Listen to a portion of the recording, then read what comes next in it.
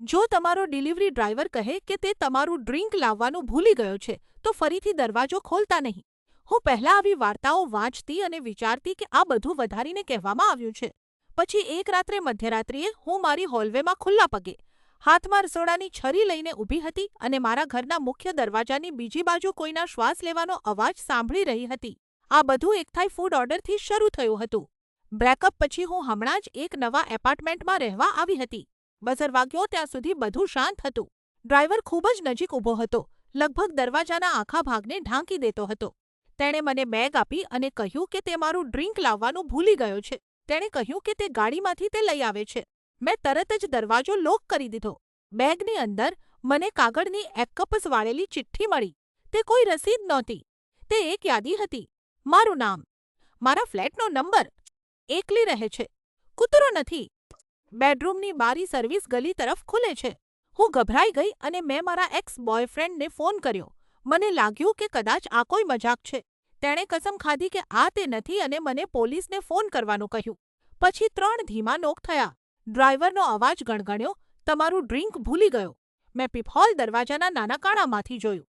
હોલવે ખાલી હતો, પણ મારા ફોન પર નોટિફિકેશન આવ્યું, તમારો ડ્રાઈવર તમારા દરવાજે છે.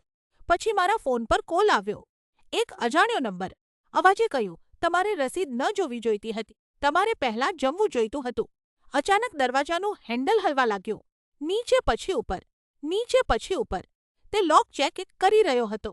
હું ઉતાવળમાં મારા બાથરૂમમાં ગઈ અને તેનો કાચો દરવાજો લોક કરી દીધો. પણ પછી મને પેલી ચિઠ્ઠી યાદ આવી. મારા બેડરૂમની બારી ખુલ્લી હતી. મને ફ્લોરબોર્ડના કડકડાટનો અવાજ સંભળાયો. તે અંદર આવી ગયો હતો. તે સીધો બાથરૂમના દરવાજા સુધી આવ્યો અને ધીમેથી બોલ્યો, તમારે ડ્રિંક લઈ લેવું જોઈતું હતું. દરવાજો ધડાકાભેર ખુલી ગયો અને સ્ક્રૂડ્રાઈવર લઈને એક માણસે મારા પર હુમલો કર્યો. પોલીસ સમયસર પહોંચી ગઈ અને ડેનિયલ પ્રાઇસ નામના માણસની ધરપકડ કરી. તે અસલી ડ્રાઈવર નહોતો. તેણે અસલી મહિલા ડ્રાઈવરને બેભાન કરી તેના કપડાં અને સામાન ચોર્યો હતો. તેની ગાડીમાં તેમને બીજી ઘણી મહિલાઓની રસીદો મળી. કેટલીક પર ટીક માર્ક હતું. મારી રસીદ પર ગોળ કુંડાળું કરેલું હતું. મને લાગ્યું કે બધું પૂરું થઈ ગયું. પણ 3 દિવસ પછી એપ ડિલીટ કર્યા પછી પણ મારા ફોન પર એક નોટિફિકેશન આવ્યું, તમારો ડ્રાઈવર નજીક છે. આઇકન મારા સેફ હાઉસ પર આવીને અટકી ગયું.